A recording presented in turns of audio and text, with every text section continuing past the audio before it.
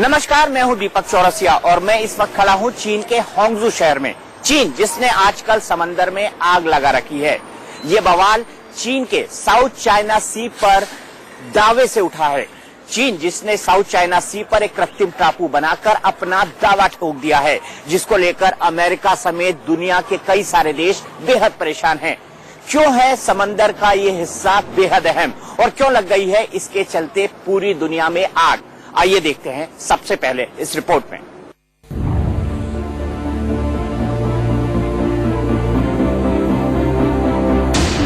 आपके सामने नक्शे पर यह दक्षिणी चीन सागर है, यानी साउथ चाइना सी। पहले आप इसकी चौहद्दी समझिए। उत्तर में हांगकांग के अलावा चीन और ताइवान जैसे देश हैं। दक्षिण में मलेशिया और ब्रुनेई है। पूरब में फिलीपींस के साथ दूसरे छोटे छोटे द्वीप हैं, जबकि पश्चिम में वियतनाम और कंबोडिया जैसे मुल्क हैं। दक्षिण पश्चिम में यहाँ मलेशिया और सिंगापुर जैसे देशों की मौजूदगी है।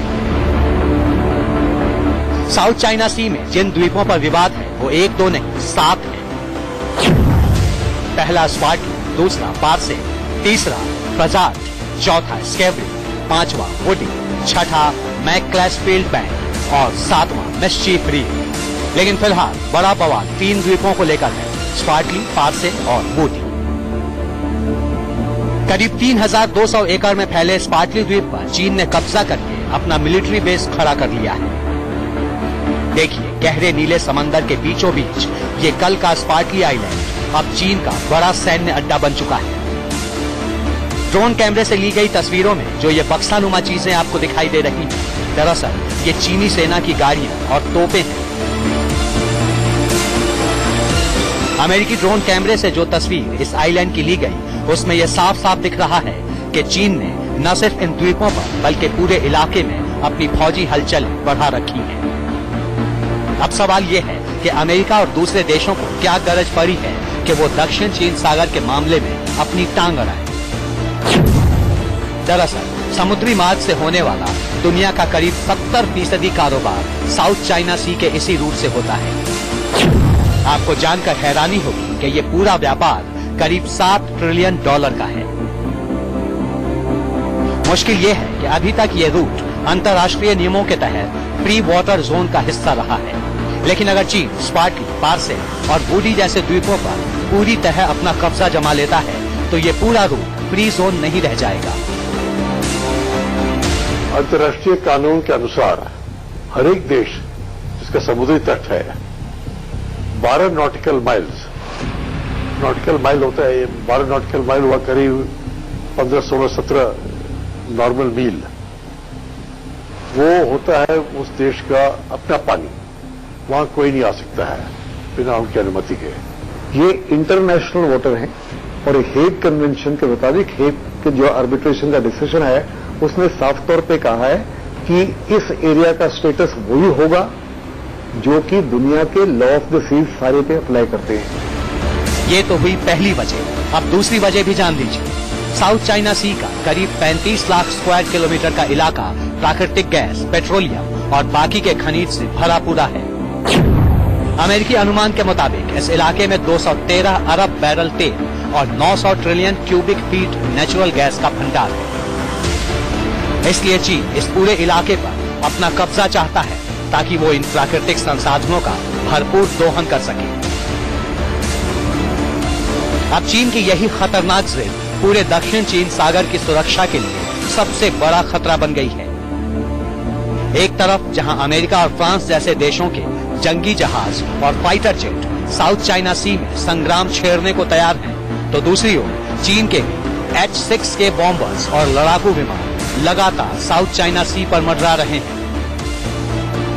इसके अलावा किसी भी हालात से निपटने के लिए चीनी सेना ने आनन फानन में वुडी आइलैंड पर जमीन से हवा में मार करने वाली HAQ-9 मिसाइलें भी तैनात कर दी हैं, जो 200 किलोमीटर तक मार कर सकती हैं।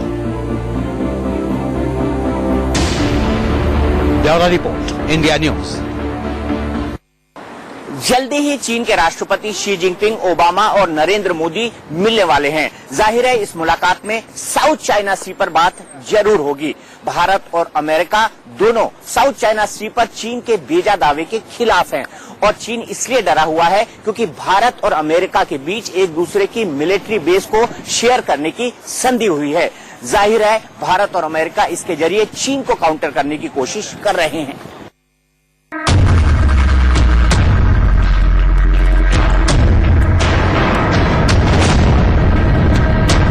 समंदर में नहीं चलेगी ड्रैगन की दादागिरी।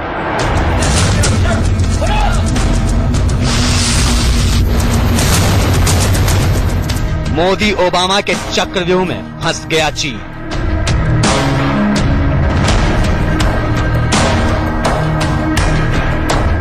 साउथ चाइना सी में चीन की दबंगई के खिलाफ अब भारत और अमेरिका एक मंच पर साथ खड़े हैं। चीन के झांगझोउ में G20 देशों के शिखर सम्मेलन के दौरान जब पीएम मोदी अमेरिकी राष्ट्रपति ओबामा से मिलेंगे तो ये तय है कि इस मुद्दे पर चर्चा जरूर होगी। इस दौरान चीन के राष्ट्रपति शी जिनपिंग की भी ओबामा से मुलाकात होनी है।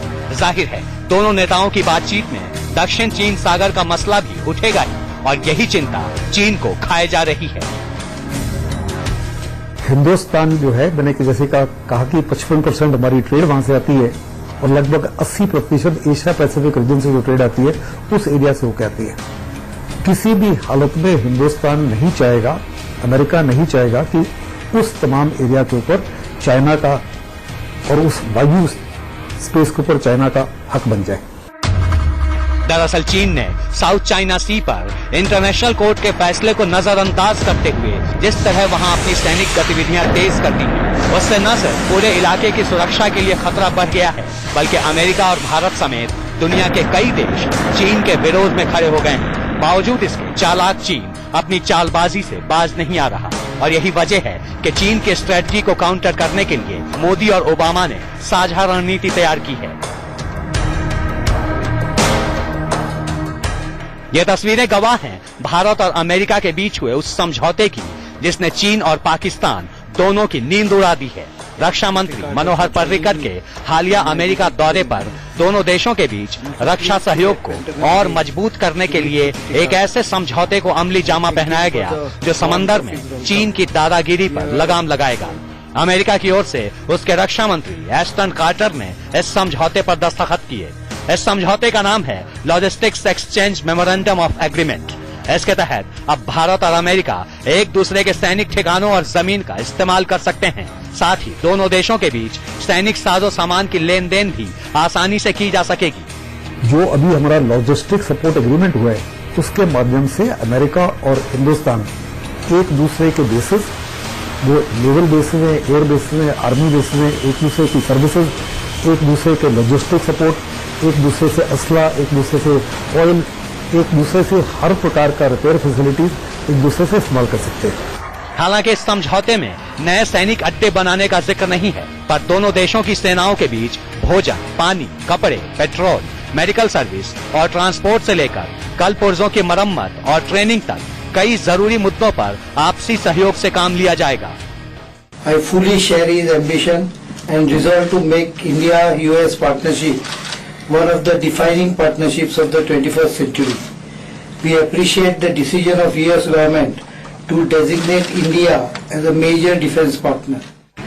अब सवाल है कि भारत और अमेरिका के बीच हुए इस सैन्य समझौते से चीन के होश क्यों उड़े हुए हैं।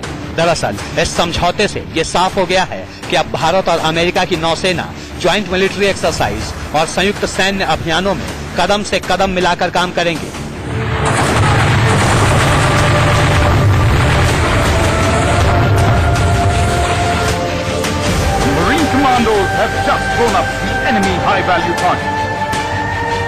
यहाँ ये भी जान लीजिए कि समंदर में चीन की चुनौती के मद्देनजर भारत और अमेरिका पहले से ही साझा अभ्यास करते आ रहे हैं। इसी साल विशाखापट्टनम में हुए इंटरनेशनल फ्लीट रिव्यू के दौरान अमेरिका समेत 50 से भी ज्यादा देशों ने समंदर में भारत की ताकत को सैल्यूट किया था। भारत और अमेरिका ने तभी तय कर लिया था कि दक्षिण चीन सागर में चीन की बढ़ती दखल को रोकने के लिए दोनों देशों की नौसेना संयुक्त रूप से गश्त करेगी।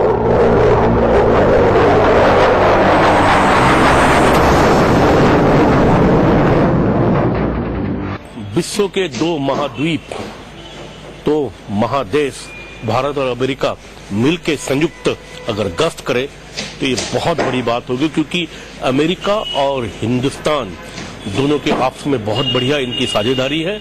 मतलब साफ है, समंदर में चीन को घेरने की रणनीति बन चुकी है। एक ऐसी रणनीति जिसकी कमान अमेरिका के हाथ में है और निगरानी भारत के पास। इस समझौते के दो फायदे हैं। पहला, अब हिंद महासागर में भारत की समुद्री सीमा में चीन और पाकिस्तान की अवैध घुसपैठ पर लगाम लग सकेगी। और दूसरा फायदा ये कि दक्षिण चीन सागर में चीन की सैनिक कार्रवाई को मुंहतोड़ जवाब दिया जा सकेगा। जाहिर है, ऐसे में चीन और पाकिस्तान की बेचैनी बढ़ेगी।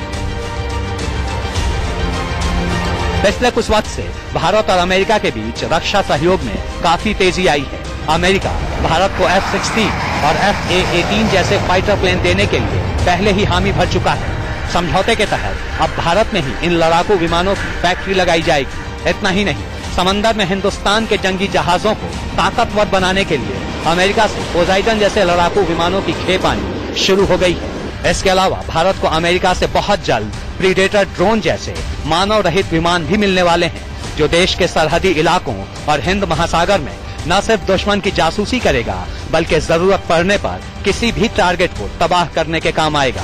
आपको बता दें कि चीन के विरोध के चलते भारत को NSG यानी न्यूक्लियर सप्लायर्स ग्रुप में भले ही जगह नहीं मिल पाई हो, लेकिन अमेरिका की मदद से अब हिंदुस्तान भी MTCR यानी मिसाइल टेक्नोलॉजी कंट्रोल रेजिम का सदस्य बन चुका है।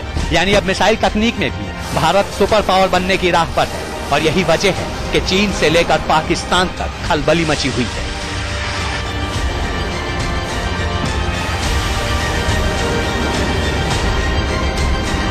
उन्नीस में हुए भारत और चीन के युद्ध के बाद चीन खुद को इलाके का सुपर पावर समझता है, लेकिन ये 45 साल पुरानी बात है। इस दरमियान भारत काफी बदला है और नरेंद्र मोदी जैसे मजबूत नेता की अगुवाई में आगे बढ़ रहा है। इस बीच भारत ने ऐसे कई फैसले किए हैं जिसने चीन को न केवल चौंकाया है बल्कि चिंता में डाल दिया है। इसमें सबसे महत्वपूर्ण फैसला है साउथ चाइना सी में चीन के विरोधी वियतनाम को ब्रह्मोस मिसाइल बेचना।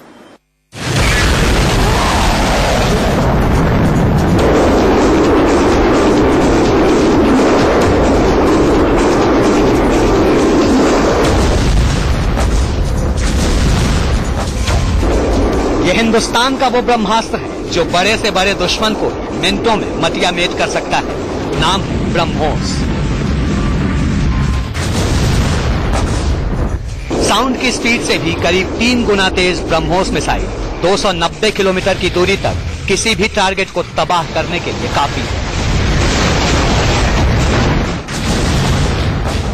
खास बात यह है कि ब्रह्मोस मिसाइल को स्वदेशी तकनीक से देश में ही विकसित किया गया है। लिहाजा अब मिसाइल पावर की दुनिया में भारत भी दुनिया के चुनिंदा देशों की कतार में पहुंच गया है।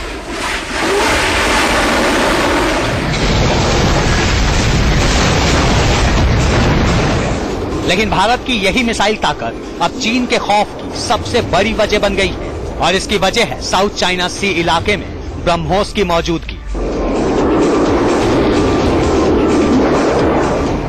दरअसल भारत ने वियतनाम को ब्रह्मोस मिसाइल बेचने का फैसला किया है।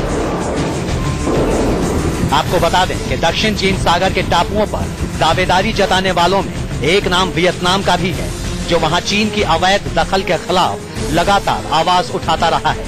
लेकिन चीन की मिसाइल ताकत का सामना करने के लिए अब उसे हिंदुस्तान से ब्रह्मोस मिसाइल मिलने वाली है।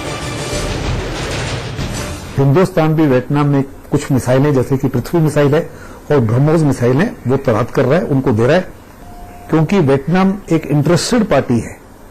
तो चाइना जो है वियतनाम के खिलाफ कार्रवाई करता है तो बहुत बड़े पैमाने पर उसको नुकसान हो सकता है वियतनाम के द्वारा।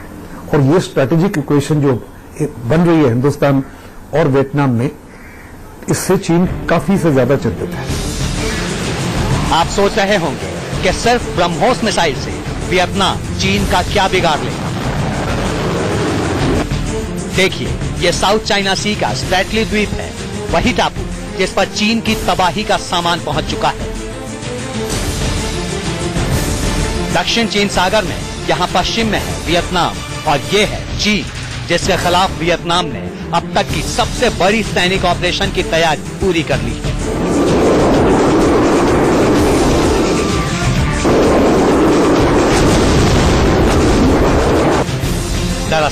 वियतनाम ने हाल के दिनों में स्प्रैटली आइलैंड पर कई रॉकेट लॉन्चर्स तैनात किए हैं। ये मिसाइल चीन के रनवेज और मिलिट्री ठिकानों पर हमला करने में सक्षम है। वेस्टर्न ऑफिशियल के हवाले से जारी रिपोर्ट और इंटेलिजेंस की माने तो ये missile launchers south China Sea में चीन के सैन्य ठिकानों पर हमला कर सकते हैं। यही वजह है कि चीन ने वियतनाम को चेतावनी देते हुए कहा है कि अगर वियतनाम साउथ चाइना सी पर हमला करता है तो ये उसकी अब तक सबसे बड़ी भूल होगी।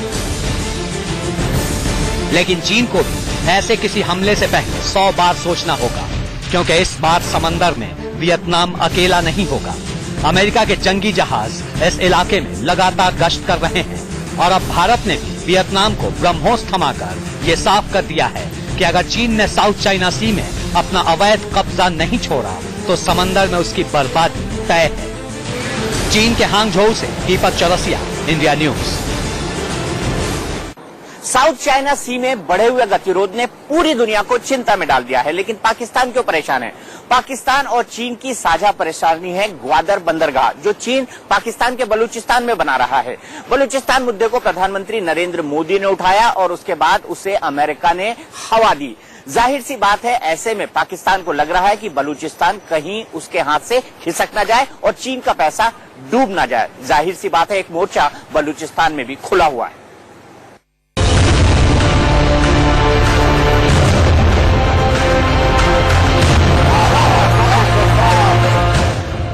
ये तस्वीरें बलूचिस्तान की हैं, आज के पाकिस्तान का 44% हिस्सा।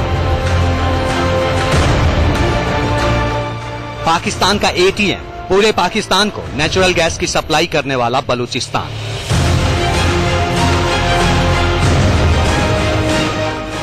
वो बलूचिस्तान जो पिछले 70 सालों से पाकिस्तान के हुक्मरानों का उपनिवेश बना हुआ है।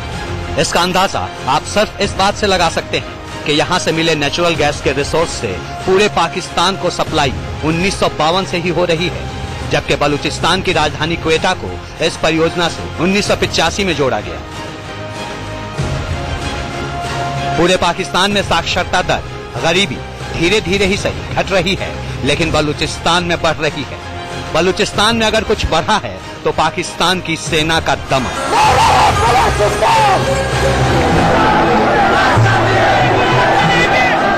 वो इलाका नेचुरल रिसोर्स में बहुत रिच है, ऑयल भी है, गैस भी है, मेटल्स भी हैं, तो उनको लग रहा है कि उनको एक्सप्लॉइट किया जा रहा है। बलूचिस्तान में कोई अगर अपने हक हकूक के लिए खड़ा होकर नारेबाजी भी करे तो उसे देखते ही गोली मारने का आदेश है।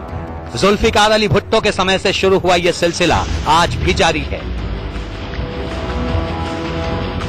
बलूचिस्तान जो है वो पाकिस्तान का सबसे बड़ा प्रोविंस है और सबसे ज्यादा रिसोर्सफुल और रिसोर्स रिच प्रोविंस है। वहां पे बहुत बड़े पैमाने पर रेवेन्यू कमाया और वो पूरा का पूरा जो रेवेन्यू है वो इस्तेमाल किया गया केवल पंजाब को डेवलप करने के लिए। जब जब बलूचियों ने इसके खिलाफ आवाज उठाई तो उनको बहुत बड़े पैमाने पर एट्रोसिटीज की गई। बलूचिस्तान की हालत ये हो गई है कि यहाँ के लोग अगर अपने खिलाफ होने वाले जुल्म, ज्यादती का विरोध भी करना चाहें तो उन्हें ये सब अपनी जमीन से कोसों दूर जर्मनी और अमेरिका में करनी पड़ती है। देखिए, तस्वीर इसी हफ्ते की है जब सैकड़ों बलूच लोगों ने जर्मनी में पाकिस्तान की सरकार, वहां की सेना के खिलाफ नारेबाजी की। बलूचों की तरफ से बलूचिस्तान की आजादी के बुलंद होते नारों से पाकिस्तान की नींद हराम है, खासकर तब से जब लाल किले की प्राचीर से हिंदुस्तान के प्रधानमंत्री नरेंद्र मोदी ने इस आवाज को अपना नैतिक समर्थन दिया है। सुनिए मोदी ने क्या कहा। बलूचिस्तान के लोगों ने, गिलगिट के लोगों ने, पाक ऑक्युपाइड कश्मीर के लोगों ने, वहां के नागरिकों ने जिस प्रकार से मुझे बहुत बहुत धन्यवाद दिया है, जिस धरती को मैंने देखा नहीं है, जिन लोगों को विषय में मेरी कभी मुलाकात नहीं हुई है, लेकिन ऐसे दूर सुदूर बैठे हुए लोग हिंदुस्तान के एक प्रधानमंत्री को अभिनंदन करते हैं, उसका आदर करते हैं, तो मेरे 125 करोड़ देशवासियों का आनंद है। मोदी के इस बयान के बाद से बलूचिस्तान में पाकिस्तान के दमन के मुद्दे ने रातों रात जोर पकड़ना शुरू कर दिया। अमेरिका ने भी इसके खिलाफ बोलना शुरू कर दिया।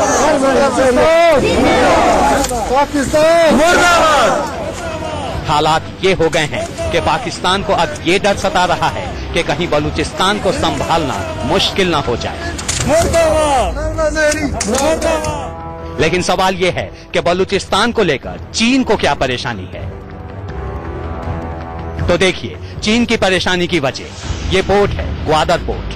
नक्शे में देखिए, ये रहा बलूचिस्तान, ये ईरान, ये अफगानिस्तान और यहाँ है ग्वादर पोर्ट। ये पोर्ट रणनीतिक तौर पर भी चीन के लिए अहम है। ये पोर्ट पाकिस्तान और चीन के नापाक गठबंधन का अब तक का सबसे बड़ा निवेश है।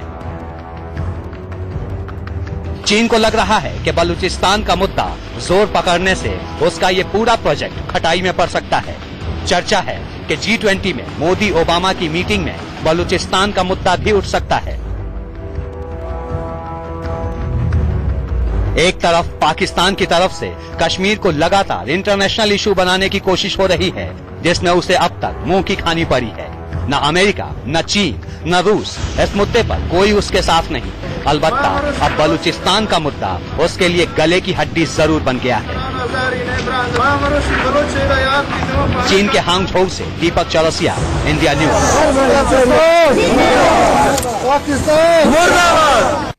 सीधे चीन से हमारी इस खास पेशकश में फिलहाल इतना ही, लेकिन प्रधानमंत्री मोदी के दौरे से जुड़ी हर रिपोर्ट मैं आपको लगातार इंडिया न्यूज पर बताता रहूं।